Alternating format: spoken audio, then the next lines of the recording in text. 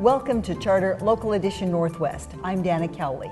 Today we've traveled to Olympia. We're in the state capitol, and my guest today is Senator Brian Hatfield. He represents the 19th District.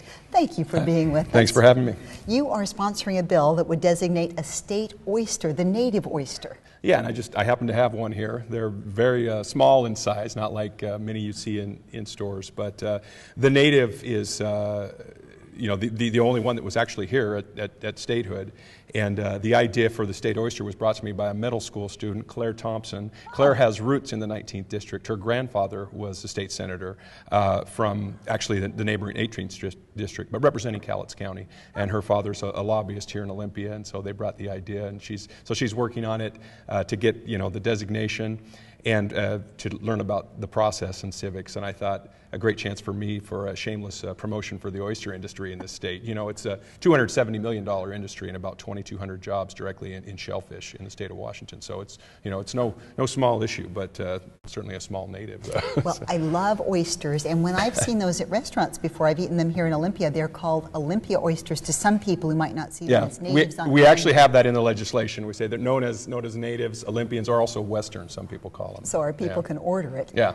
And then how will this designation create jobs and promote the oyster? Well, like I said, I think it's just the promotion idea. Talk about anytime you talk about oysters, you talk about how great they are, from Washington State, and again, $270 million a year in business. I think it's an important thing to talk about. And also, oysters have a lot of benefits to the environment. I mean, they literally are kind of nature's filters for cleaning water. So it's a good chance to just talk about those things. And you're also behind an effort to give our teachers some raises. Yeah, it's been a number of years since the teachers have had any kind of cost of living adjustment. And I always tell them I feel your pain. The last time legislators got a raise was 2008. And so we're kind of at even keel. And really, if you adjust their salaries for inflation, they're making about 16% less than they were in the past. So they've lost a lot of their buying power. And now that we're coming out of the recession, I think it's the right thing to do. It's about a $58 million price tag in this biennium, and I think it's something we should try and find the money for. There's no promises, but it's certainly something we're going to be working towards.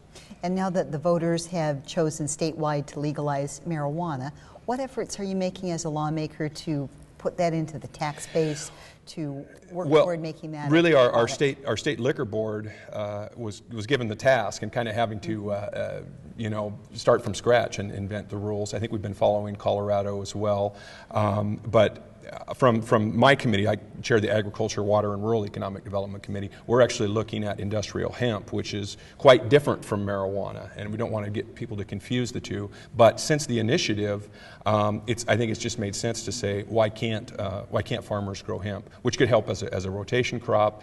Certainly the fibers there, the oils that it produces, and the effects that hemp has in terms of stabilizing the soils and preventing erosion. So there's a lot of things we're looking into as it's still kind of a year now since the initiative's passed, or just over a year, but we're looking into it. Can you further explain to our viewers how hemp is useful? I know you can make bags out of it, clothing. How else is it used in agriculture? Basically, yeah. I mean, the fiber can be used for just about anything. I mean, they're clothing, so it could be a competitor to cotton, and then the fibers used in the pulping process for paper or just about anything else. The colonies it was required that you grow it because the new nation and the Navy needed rope, and so they had the rope made from hemp. So very interesting. Well, Brian, thank you. Appreciate your time. Brian Hatfield. Thanks for having me. I'm Dana Cowley. You're watching Charter Local Edition Northwest.